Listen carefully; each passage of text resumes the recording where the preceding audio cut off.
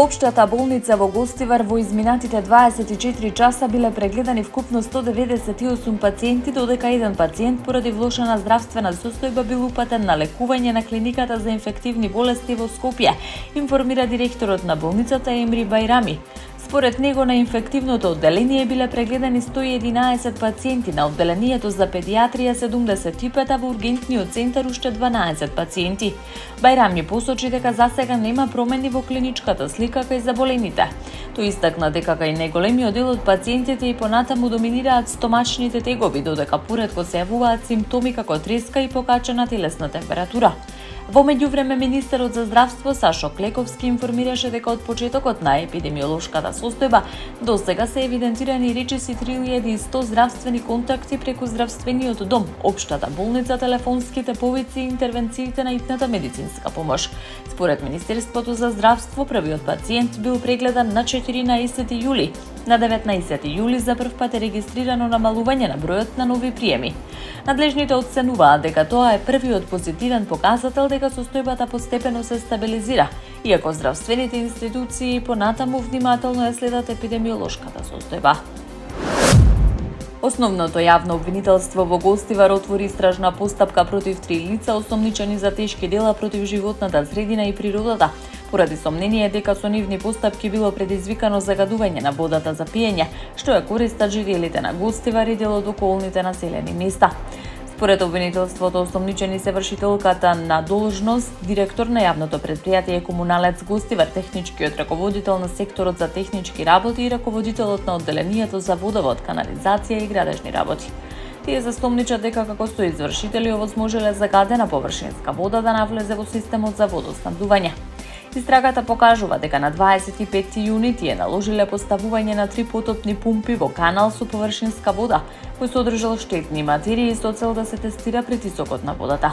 При увид извршен на 16 јули било утврдено дека 2 од пумпите се уште биле во функција и преку црева пренесувале вода од каналот директно во преливната комора со вода за пиење, со што дошло до мешање на загадената со водата од главниот водоснабдителен систем. Лабораториските анализи на Институтот за јавно здравје покажале сериозно микробиолошко загадување. Во примеруците од каналот биле измерени повеќе од 1400 колинформни бактерии на 100 мл вода, иако максимално дозволената вредност е 50. Колинформни бактерии биле пронајдени и во примеруците од каптираниот извор, каде што според стандардите не треба да бидат присутни. Дополнително анализите на вода земена од чешма во Гостивар покажале изголемена концентрација на резидуален хлор, повеќе од двојно над дозволената граница. Според обвинителството, загадувањето предизвикало сериозни последици врз квалитетот на водата, поради што постои основано сомнение за сторено кривично дело. Тројцата осомничени се лишени од слобода. Во текот на денот јавниот обвинител ќе донесе одлука дали до судот ќе биде поднесен предлог за определување мерки за нивно обезбедување во текот на истражната постапка. Председателката на државата Гордана Силјановска-Давкова денеска ја пречека председателката на Република Индија Друпади Мурму, која престојува во официјална посета на Македонија. Станува збор за прва официјална посета на индиски председател на земјава, што според Силјановска-Давкова представува значаен чекор во унапредувањето на билатералните односи.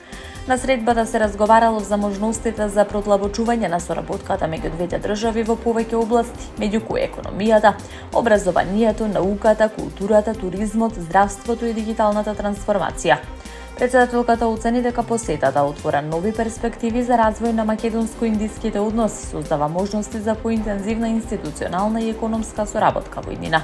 Силјановска-Давкова истакна дека заедничкото хумано наследство на Света мајка Тереза, како и долгогодишното искуство од движењето на неврзаните представуваат цврста основа за градење на ново партнерство и на тамошно заекнување на односите меѓу Македонија и Индија. Нискобуџетната авиокомпанија Визер официјално го воведе својот 7-ми авион во базата на меѓународниот аеродром Скопје, што според вице-премиерот и министер за транспорт Александар Николовски представува значаен чекор во развојот на македонскиот авиосообраќај.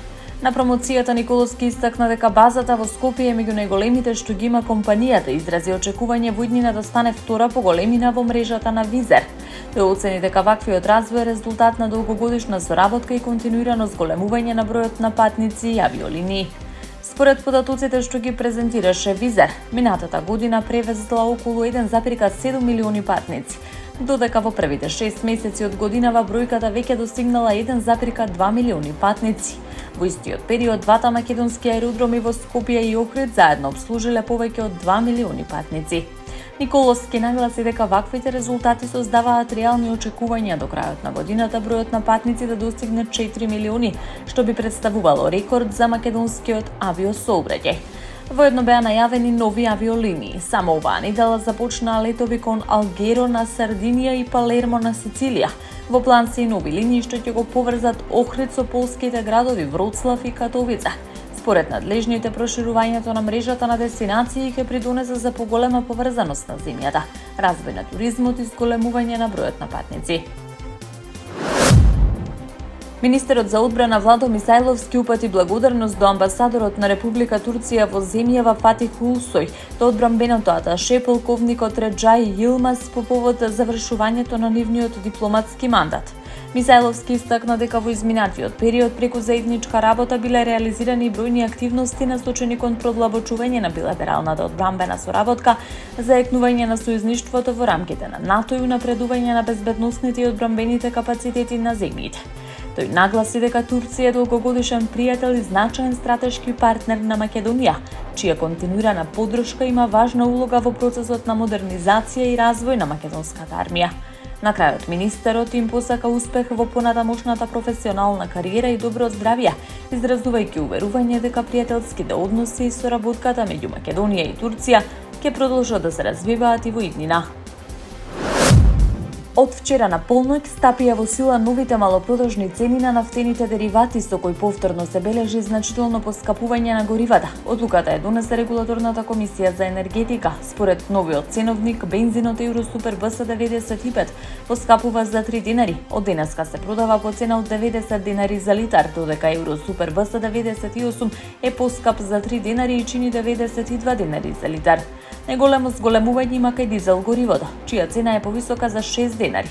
Од денеска литар евродизел се продава по 94 динари. Поскапува и екстра лесното масло за домаќинство, кое е повисоко за 7 динари и сега изнесува 93 динари за литар. Цената на мазутот е зголемена за 3,205 динари по килограм и достигнува 45,373 динари. Овите цени на нафтените деривати ќе се применуваат до следната одлука на Регулаторната комисија за енергетика. Иран соопшти дека извел повеќе координирани напади врз американски воени цели во Јордан, Бахрейн и Кувајт. Според тврдењата на иранската револуционерна гарда, целта на нападите биле радарски системи, воени бази, борбени авиони и други инфраструктури што ги користат американските сили во регионот. Техеран наведува дека во напад врз американска база во Јордан биле погодени и радарски систем за противракетна одбрана и лобец F-15 со цел да се ослабне радарското покривање и да се олеснат идни ракетни и беспилотни напади. Од друга страна, јорданските власти соопштија дека нивната противвоздушна одбрана успешно пресретнала и уништила 5 ирански летови кои навлегле во воздушниот простор на земјата. Иранската војска објави дека со беспилотни летала ја нападнала американската база Шејк Иса во Бахрейн, која според Техеран представува едно од главните упоришта на петата флота на Соединетите американски држави.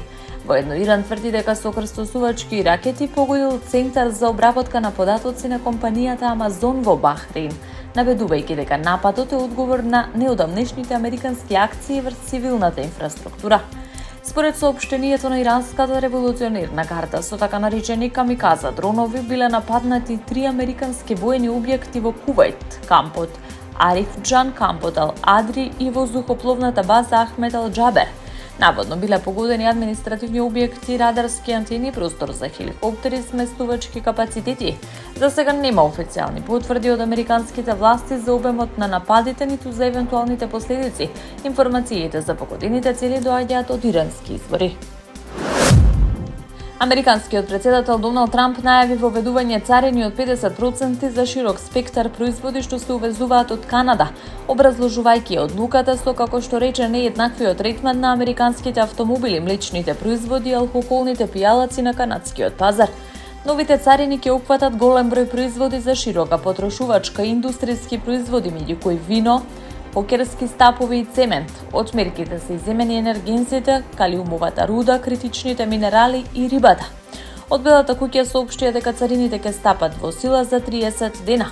Канадскиот премиер Марк Карни изјави дека неговата влада е подготвена да ги интензивира трговските преговори со Вашингтон во обид да се избегне понатамошна ескалација на спорот. Во едно од канадските власти порачаа дека доколку мерките стапат во сила ќе бидат разгледани соодветни противмерки. Трговските односи меѓу двете земји веќе подолг период се обременети со меѓусебни царини.